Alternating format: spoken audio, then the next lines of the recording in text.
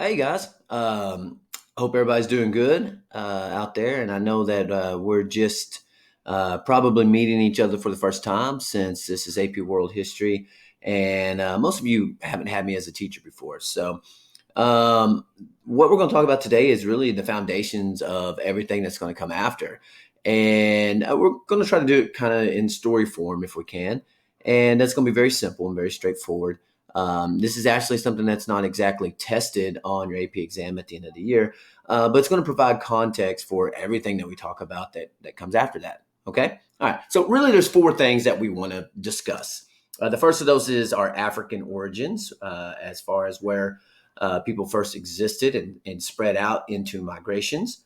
This happened between 1.3 and 1.8 million years ago. And there are many different kind of species and subspecies that existed. Homo erectus would eventually evolve into Homo sapiens, which are human beings. But there were time periods where we actually were competing against other creatures that weren't technically human, such as like Neanderthals. Cro-Magnon man is a human, and we lived for probably 40,000 years on the Earth with Neanderthals who aren't actually the same thing as us. Okay, although there was some intermixing that went on, and there are some people, about as many as 5% of the world's population, that actually have some Neanderthal blood. So it's kind of interesting, but it just we can't go into great detail in this course. Okay, so we move from there. All right, those are our origins in Africa, and the people are going to spread out in the world, and they're going to spread out Africa. They're going to go into Asia. They're going to go into Europe and other and Southern Africa and other parts. And along the way, they're going to take on some different physical characteristics, of course, as they go northern areas that are colder. They're going to development lighter skin pigment because they don't need the darker melanin to protect them from the harsh African suns, and they're going to, we're going to basically have different physical characteristics because of our climate and landscape around us. Okay, so these early people that came out of Africa, well, they lived in very small nomadic groups, between 20 and 75 people, sometimes maybe a little bit more, but it was very hard to have a very large nomadic group. Everybody was your entire day was spent gathering, hunting, and gathering enough food to feed your group, your clan, if you will. Now, what's interesting to note about these early people, and this is caveman society, although not all of them lived in caves, of course. Some were not that blessed, but it's the type of people that you have in your mind, what we're talking about here. It was very egalitarian, and you need to know that word. It's like equal. There was no differences per se between men and women. They were all equally important, and everybody had a role to do. In fact, some historians would argue that women were more important in this time period because they were responsible for gathering more food. The men hunted typically because they were physically stronger, but hunting was not always successful. Just like you guys, sometimes some of you are hunters. You don't get a deer, even with your high powered scope and everything that you have and your fantastic guns. You're not always able to make the shot or get game that day. Sometimes you just don't see anything to shoot. So that was the case back then too. But there were always berries and roots to gather. So women played a very important role and were granted equal status because they were equal food suppliers. They were putting food on the table. So interesting. Now things begin to change with something that many would deem as the most important change in human history, and that's the Neolithic Revolution. Um, Neolithic Revolution, about 8,000 years ago, but it happens at different times in different places. We'll talk about it in more detail in later sections.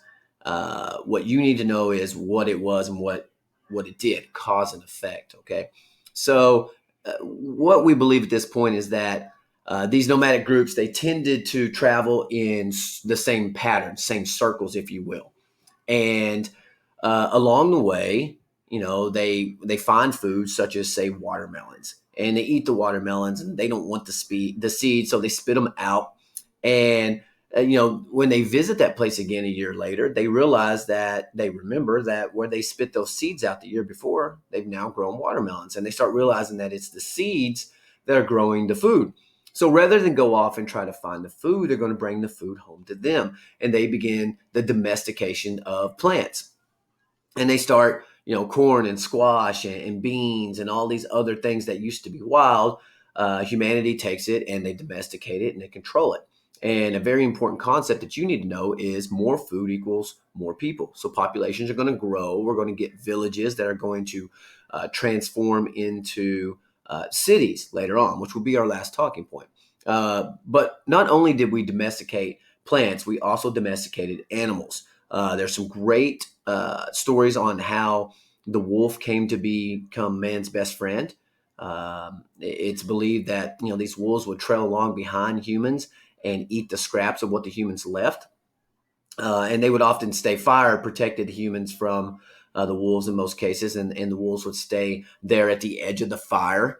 And what historians believe happened over time was that you would get some daring wolves that would come within the light of the fire, and eventually, kind of like somebody who feeds squirrels out of their hands, these wolves would come up and take food from the humans, and they become tamer, and the humans begin finding tamer wolves and breeding them with tamer wolves, and eventually, you're getting tamer and tamer, more docile wolves that will eventually be known as a different name, dogs, a man's companion there. Okay.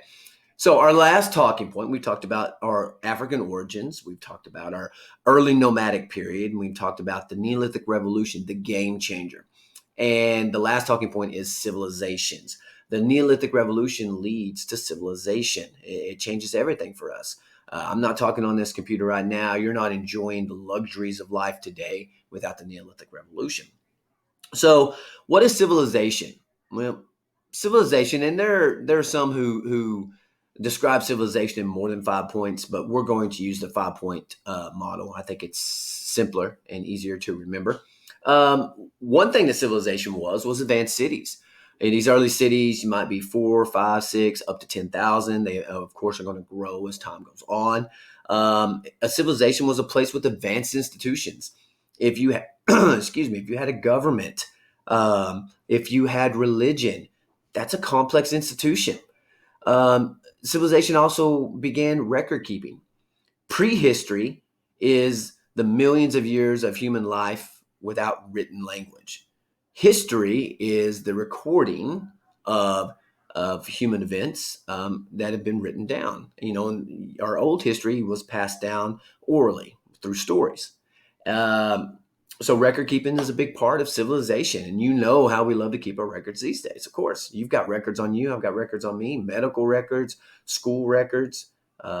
Everything you post on social media is record keeping. Um, you also had specialized workers, and that was important. Was that people, in caveman days, everybody had to worry about food. You didn't have time to think about anything else. Well, as we began taming food and domesticating it, we didn't need everybody to be a farmer. We pick a couple of people that are kind of good at it and we let them farm, and gives other people specialized jobs. Now maybe you're a weaver, you weave rugs, or you're a potter and you make pots and vases to carry water, to tote water around and stuff like that.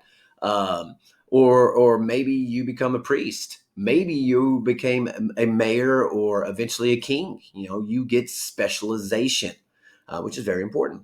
And the last kind of characteristic of civilization was advanced technologies. Early on it was simple stone tools, the Stone Age, the Paleolithic Age. The Neolithic Revolution brought on the Neolithic Age, the new Stone Age, and our tools start getting better. These guys with more time start mixing stuff together and find out that they can take, bronze or copper and tin and make bronze weapons out of it. And bronze weapons are way better than stone weapons. And as time goes on, they keep experimenting. They realize that they can make something called iron. And iron weapons are way better than bronze weapons. They give you an advantage in warfare and protection. And then eventually, of course, iron will get even better with steel, which is a derivative of iron. So that's kind of our early history. that we start out of Africa in these clans, and we go through some changes along the way. We stumble upon the Neolithic Revolution 8 to 10,000 years ago. This leads to the domestication of plants and animals, which changes everything, which leads us to civilization. And the next part that we're going to talk about is something known as the Classical Age, and we're going to see what happens with the civilization that emerges from the Neolithic Revolution. Thanks for listening, guys, and I'll see you in class.